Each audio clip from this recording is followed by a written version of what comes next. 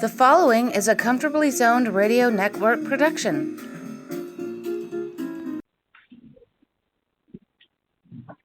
Thank you, Tally Olson. I am back. You are comfortably zoned with me, the Zig Zag Man from Alameda, California.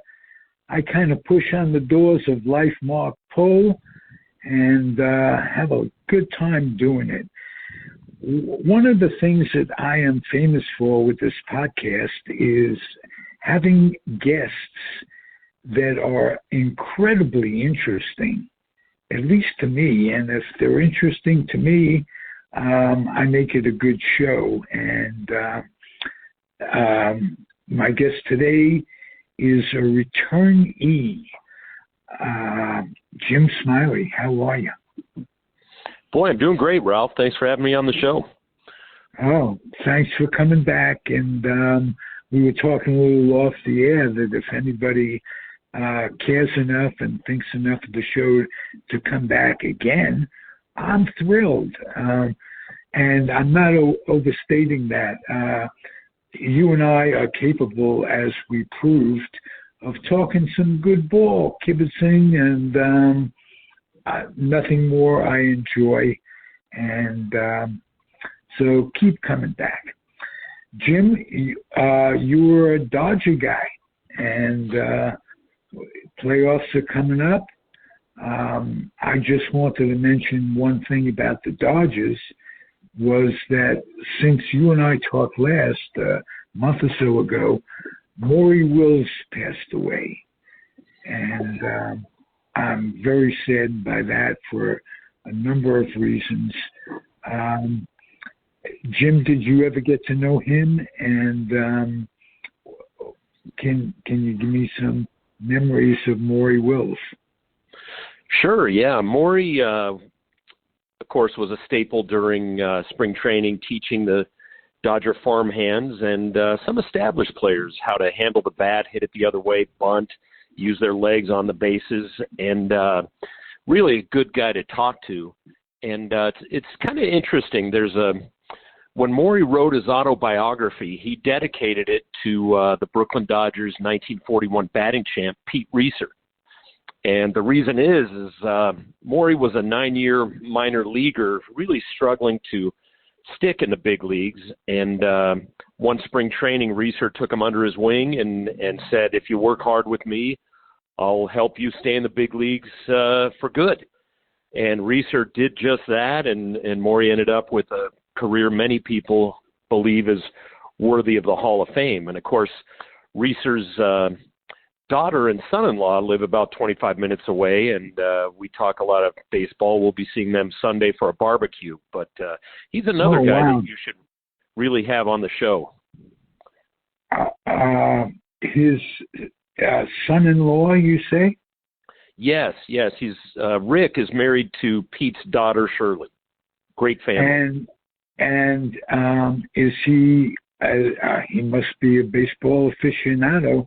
I have some incredible respect for Pete Reiser. Leo DeRocher, before Pete got hurt a number of times, said that he was the greatest player he had ever seen. And that's pretty high praise from a guy who had goes way back to playing with Babe Ruth and this and that. Guy who managed Willie Mays. right, later on. And he was a little prone to hyperbole, but that said, Reiser would have been a Hall of Famer for sure. Well, it's interesting.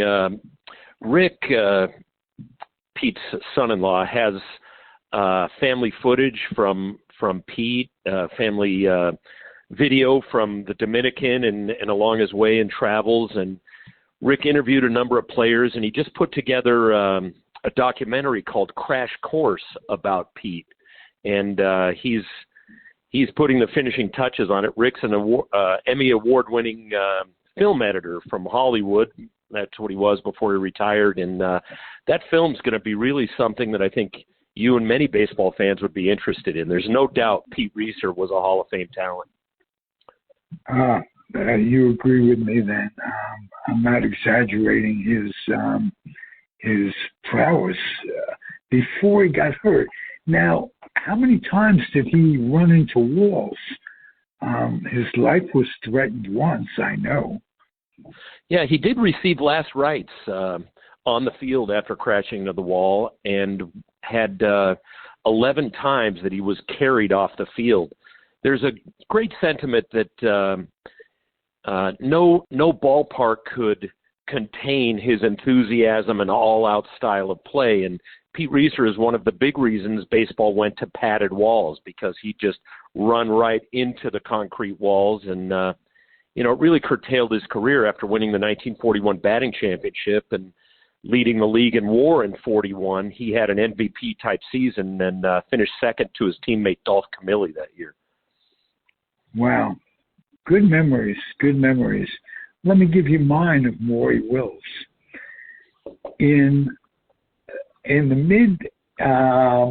mid-'80s, I was hired by Topps, the baseball card company, to sign minor league players on the West Coast to their Topps contract. And the reason that the job even existed, it served me very well. 15 years of traveling around, summer vacations paid for. It was terrific. Rest in peace, Cy Berger. Well, the reason that the job existed was because of Maury Willis, who in that 9-year span, when he was given up on many times and not considered a prospect, before Reiser and Bobby Bragan, another story, yes, helped him along quite a bit. And he had refused to sign a Topps contract when he made the big leagues because they wouldn't take care of him in the minors. They wouldn't even show him the respect of giving him a contract. So Topps changed their entire philosophy and would obligate anyone who was in the minors to a contract and obligate them to the big leagues and big money when the time came. And because of Maury Willis embarrassing Topps, and I don't think he had to dodge a card. His first card, I think, was when he was with Montreal. So he not only the great memories that I'm a Giant fan, but 62 when he went nuts, 104 stolen bases, and I have those memories. But I have heartfelt thanks to him for making it all possible. So rest in peace, Maury. What a life. Father of Bump. And it always interests me when a major leaguer passes it on to his kid, like Griffey's and many, many others. George Sisler, for instance, was always a good story. His kids were big leaguers. And Dave and Dick. Bump was a big leaguer. Pardon me? Dave and Dick Sisler, sure. Yes. Yeah, wow. You have a great mind, Mr. Smiley. Well, baseball's a great game, isn't it? Yes, and for those of us who can talk this game, there's an instant connect, and we just remember things that keep us young because our memories are really all we have. And, I'm looking at 76 next birthday. So I'm I'm fortunate that I could look back on these happy memories and still have them because not only would Casey say, a lot of the people my age are dead, and you could look it up. Right.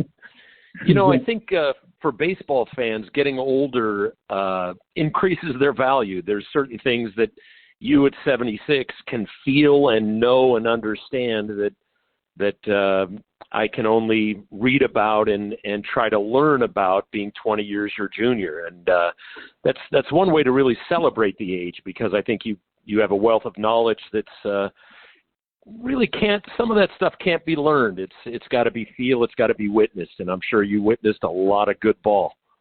Oh, I did. And we can talk about that another time. But what I want to talk about is you and the Dodgers and this year. What do you think? Great record. Is anything missing? Do you feel comfortable as a Dodger? I know you're a Dodger. You can't be a fan and be a journalist per se, but you can't not be. Well, this team is historically good.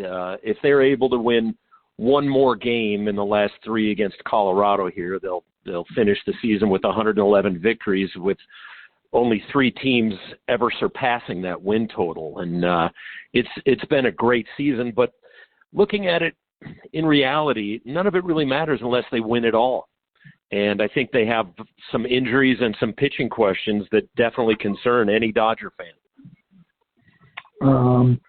What are they per se? Well, I think, you look at their starting pitching, and you've got the lefty Julio Urias at the top, and he's a true ace at, he's 17-7 and leading the league in ERA, and you've got Kershaw backing him up, and he can't go as deep into the game anymore, but he's still 11-3 this year, and Tyler Anderson's had a breakout year. But after that, you're really looking at Dustin May and Tony Gonselin, who both have spent significant time recently on the DL. And I think that the Dodgers will need one of those guys to really step up, and the other one, and maybe Andrew Heaney, becoming the long man. And those are just the questions that in the starting rotation. I think that the bullpen has some question marks too, with Blake Trinan, perhaps their best reliever, but he's been on the shelf just about all year.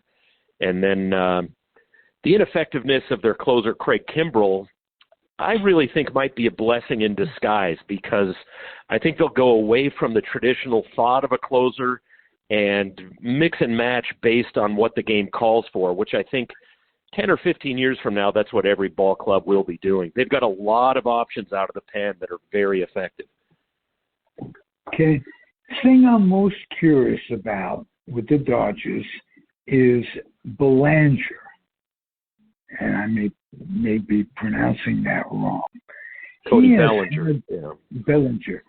What an up and down career. I mean, when he's good, he is really good, and when he's bad, he's horrid.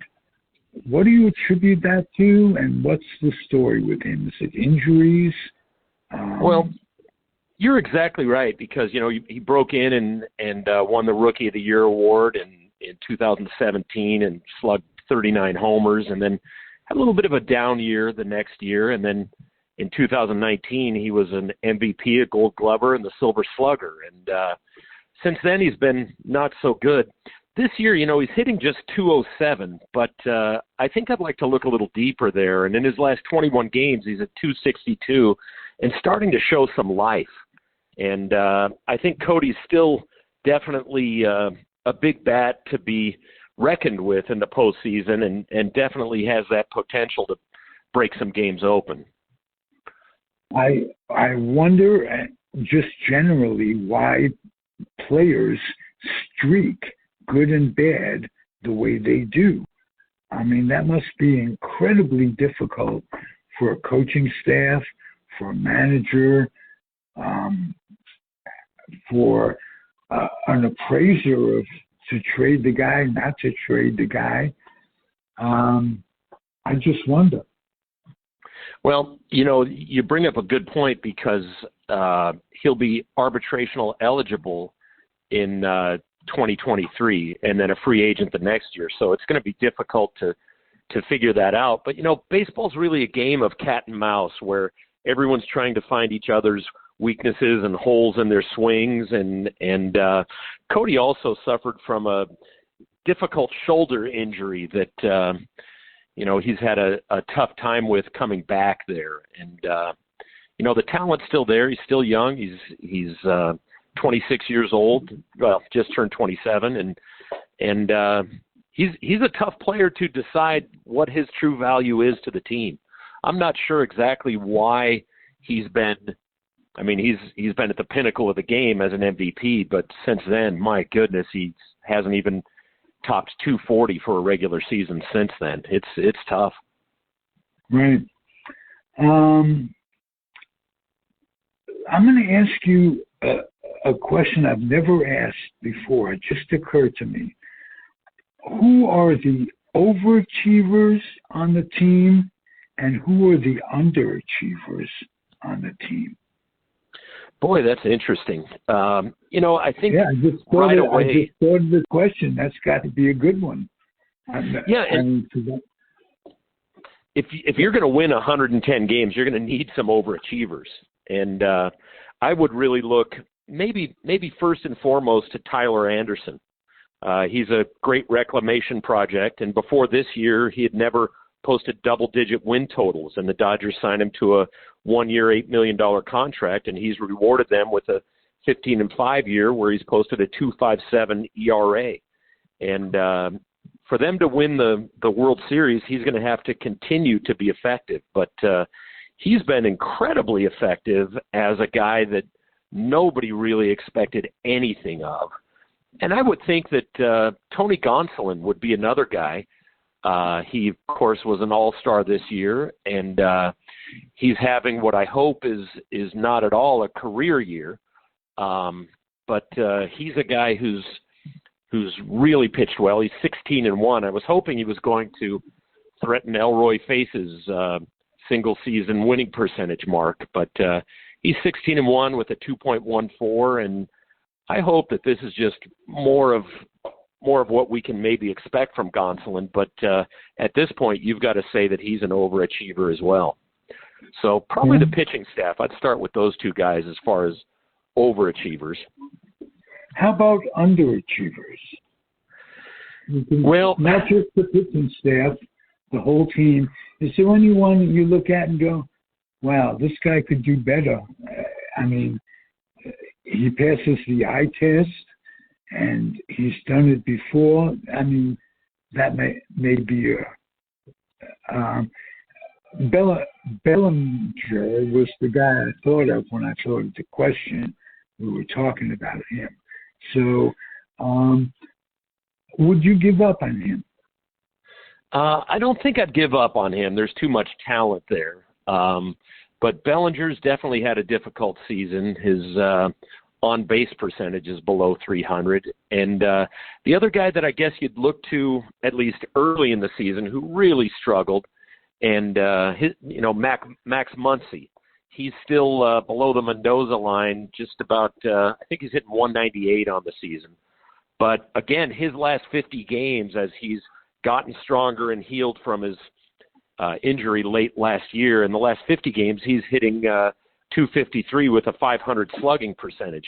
So you might look at Muncy as a guy with that 198 average on the season and say he's underperformed, but I'd really say that that's injury related. Okay. Trace Thompson is another guy who's definitely an overachiever. He's I don't know if you're familiar with adjusted OPS. That's OPS plus, but he's 47% better than a replacement player. And to put that in perspective, only Freddie Freeman's OPS plus is higher for the Dodgers this year.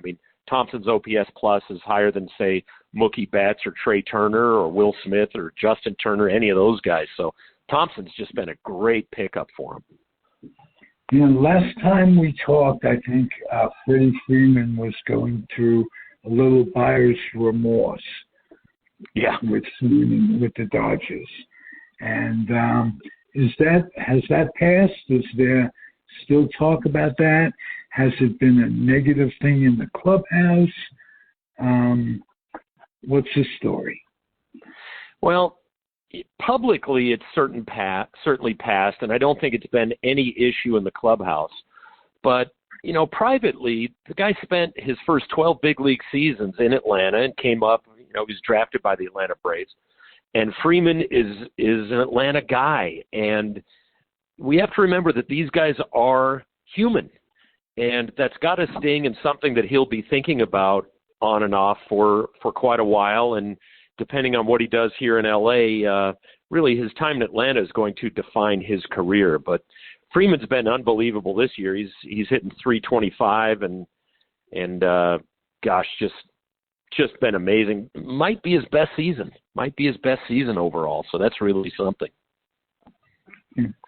Jim, let's get off the subject for a second. What's your favorite all-time Dodger team? Oh, and I think you'll concur with this, and I'll turn the question to you in a sec, but they say that the golden era of baseball is that of our youth. It's kind of an eye of the beholder issue. So, those 1970s teams with the Dodgers, they make the World Series against the A's in 74 and return to the World Series in 77 and 78, the record-setting infield. And, I mean, that's the era of my youth. So those teams are really near and dear to my heart at a time when I was growing up and learning the game. So I think to prove the point, I'll ask you, what's your favorite team of all time? Well, good question, I might add.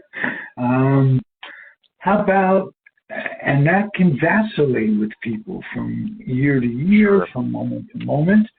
I'm thinking the 73 Mets for me. Wonderful. I was out in California, missing them terribly. I had already made the decision not to go back to New York, and they were playing in Oakland, and it was ironically the first and only World Series I'd ever seen, Game 6.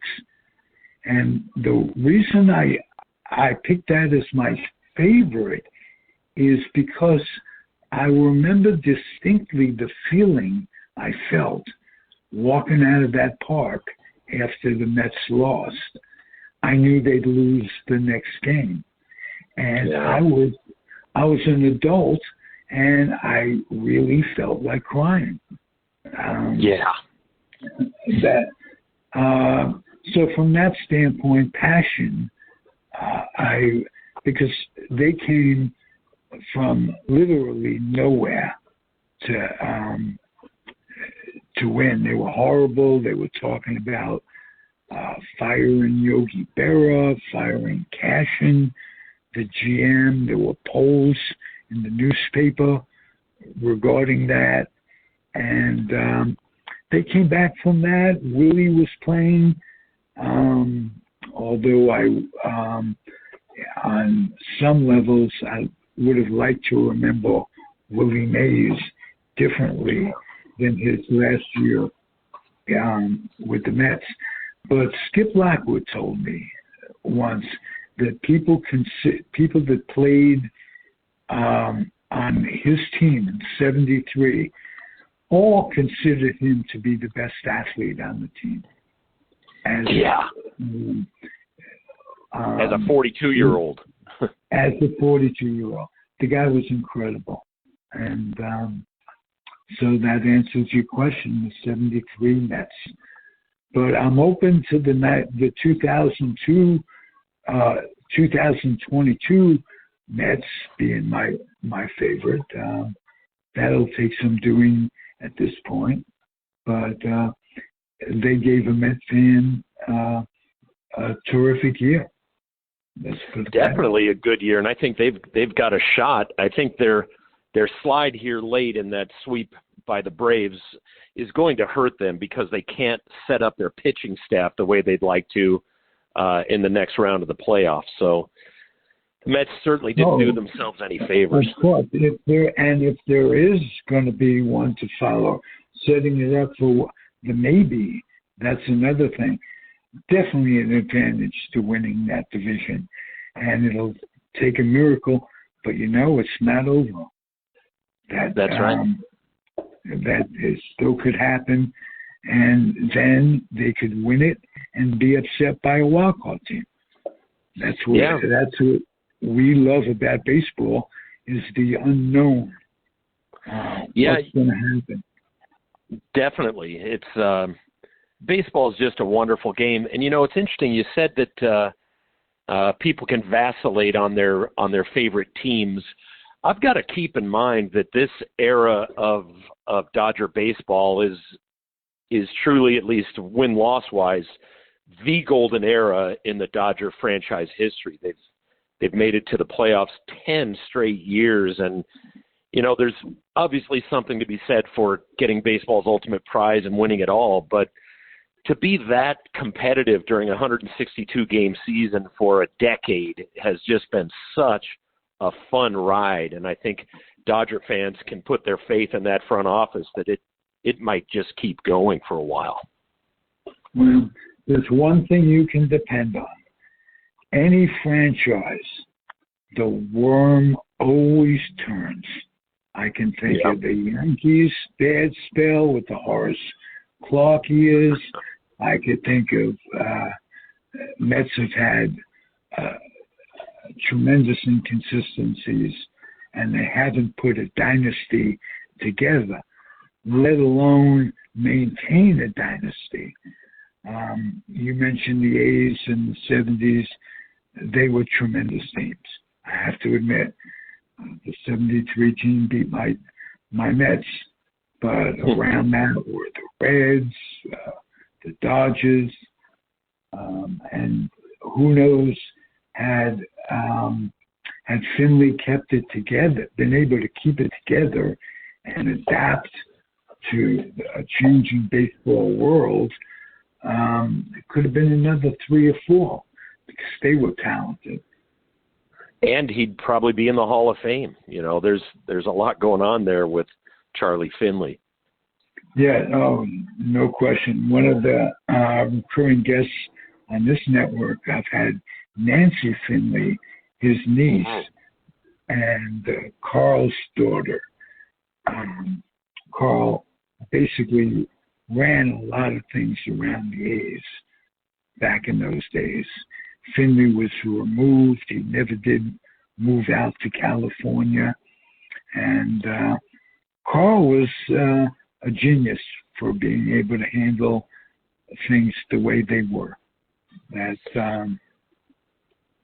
anybody can go to Comfortably Zoned on YouTube and punch in Nancy Finley and get some terrific podcasts.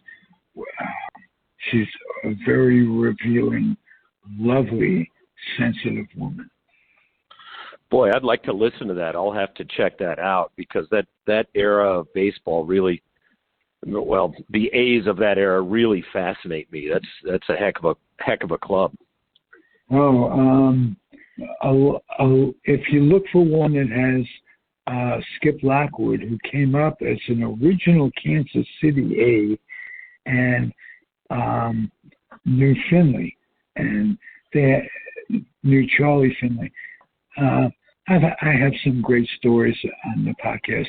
Again, it's Comfortably Zoned on YouTube, and you can punch in virtually every contemporary important baseball person, and they come up.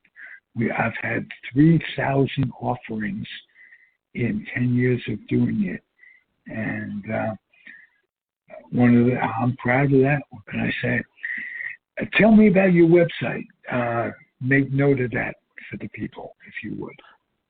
Sure. So, I think a lot of us grew up collecting baseball cards and learning the stats on the back, and that's a wonderful time of childhood. And I kind of got a little bit soured on collecting baseball cards when it became about money, and I realized that anyone can go down to to the drugstore and buy a pack of cards. And about in high school, we found that Ty Cobb's grandkids flooded the market with his old canceled checks that had autographs of Cobb.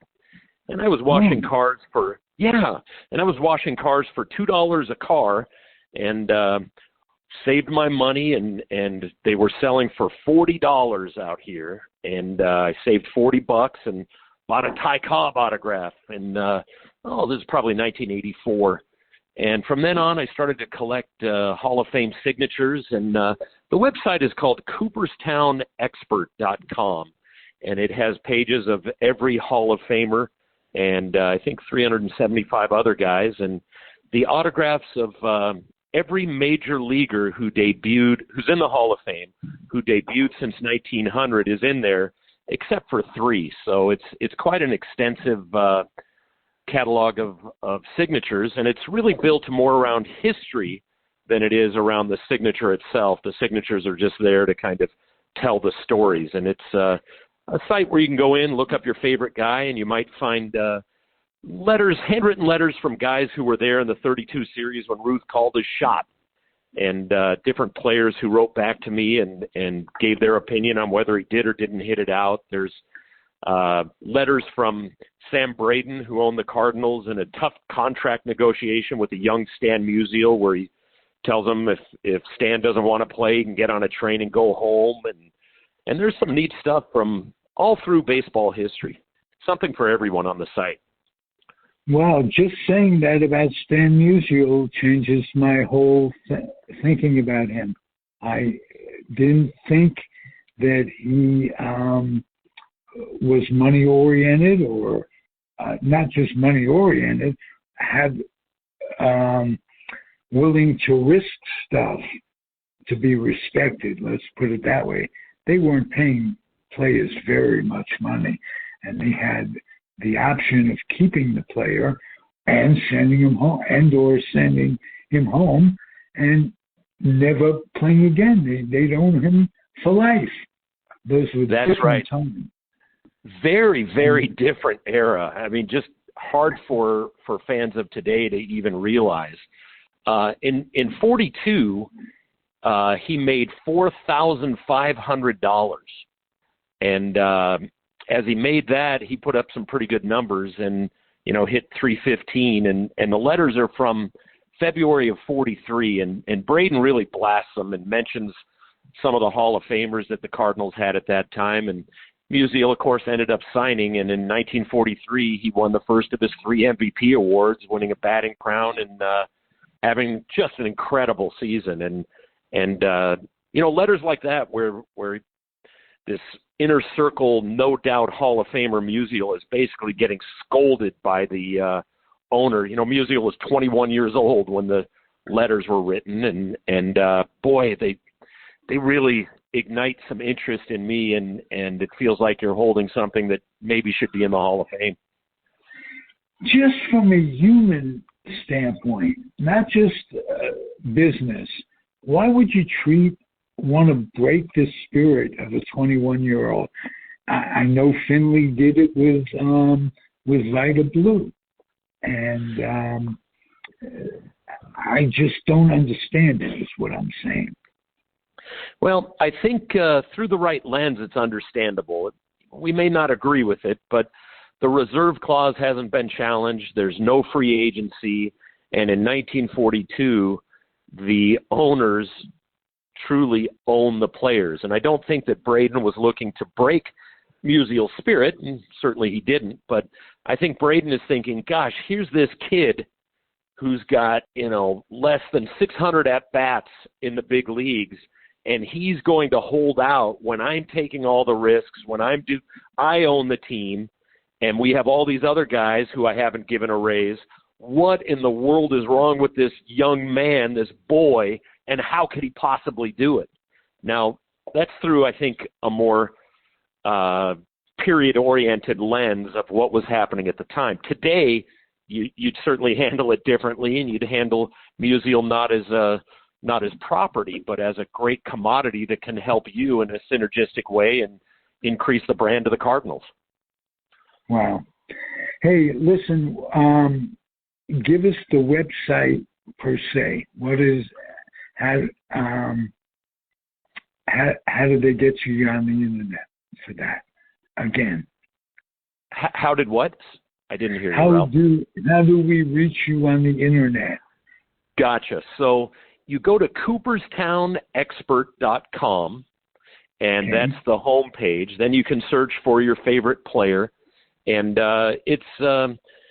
I've had over 1 million visitors, and it's really been fun to interact with different guys, and the players will sometimes interact, and there's some really historically relevant pieces there, whether it's something like the document calling up Dick Allen or Jim Rice or Bucky Dent to the big leagues, or Bill Buckner's first professional contract that he signed as a young man, the first lineup card where Chipper Jones got his first big league hit.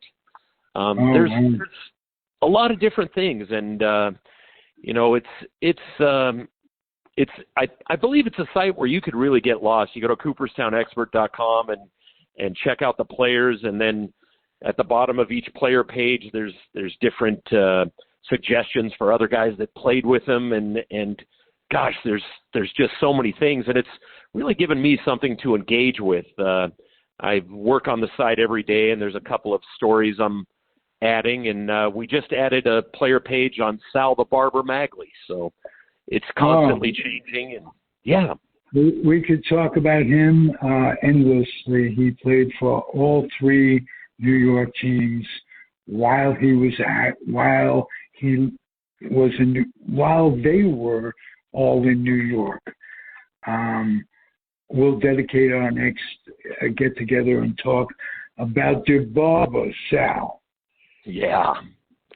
He was the starting pitcher for Bobby Thompson's Shot Heard Round the World. He was the starter for the New York Giants when Mays made the great catch of Vic Wertz's drive in the 54 series, and he opposed Don Larson when Larson pitched the perfect game in 56. Hey, let me tell you a Sal Magley story, and it relates to Ralph Branca. Ralph Branca, number 13. That's what Howard Cosell would say on their pregame show for the Mets in '62.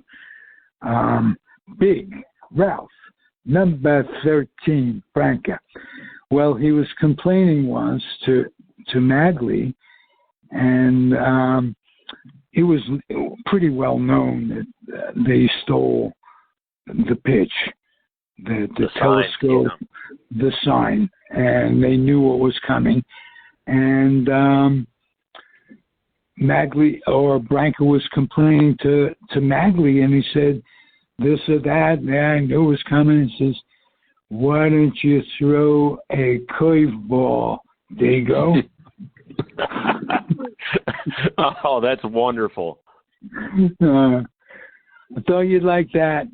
Will you come back for the 3rd time, sir? Sure, anything talking baseball with you, Ralph. I mean, it's just such a pleasure to talk about it and to think about it and to listen to your stories and just connect with the game. Well, getting to know you is fun. I'm going to send you a link, post it on your website, because you are a revealing, open, articulate man. Thank you, Jim. Thanks so much, Ralph. All right. Comfortably Zoned Radio Network. I am the weak link of it all, Ralph Tycho, and Jim Smiley is my guest, and I am proud of that. Thank you for listening, everybody. Adios and happy trails. The proceeding has been a Comfortably Zoned network production. You are advised to keep your dreams wet, your humor dry, your children and grandchildren out of military recruiting offices and off the laps of clerics who wear dresses. Thank you for listening, everyone. Happy trails.